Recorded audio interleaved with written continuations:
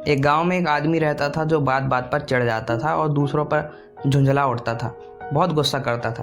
वो आदमी जैसे जैसे बड़ा हो रहा था उसकी यह गलत आदत बनती जा रही थी, लेकिन वो दूसरों से प्यार पाना चाहता था। उसे लगता था कि गुस्सा उसके लिए सही नहीं है, उसके रिश्तों के लिए सही नहीं है। फिर उस आदमी को एक अच्छा दोस्त भी था, वो उसे अच्छी तरह से समझाता था और उस आदमी को ये एहसास हो गया कि मैं बदलना चाहता हूँ और इस गुस्से से छुटकारा पाना चाहता हूँ। उन दिनों गाँव में कुछ ही दूर से एक संत आए जो लोगों की समस्याओं को सुनते थे और उनका समाधान करते थे।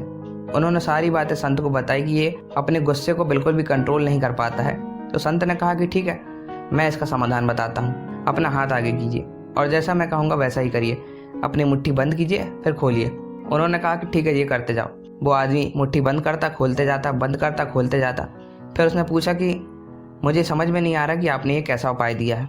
फिर संत ने कहा कि इससे ये समझ में आता है कि तुम्हारे अंगों पर, तुम्हारे शरीर पर तुम्हारा कंट्रोल है, इसलिए तो तुम अपनी मुट्ठी बंद कर पा रहे हो और खोल पा रहे हो। ठीक उसी तरह शरीर के अलावा विचारों के साथ भी मनुष्य खुद पर कंट्रोल कर सकते हो, चाहे उसने कितनी भी ज्ञान की बातें क्यों ना पढ़ी हो, जानी हो। जब भी तुम्हें गुस्सा आए तो ये याद रखना कि तुम जैसे हाथ को कंट्रोल कर सकते हो, अपने गुस्से को भी कंट्रोल कर सकते हो।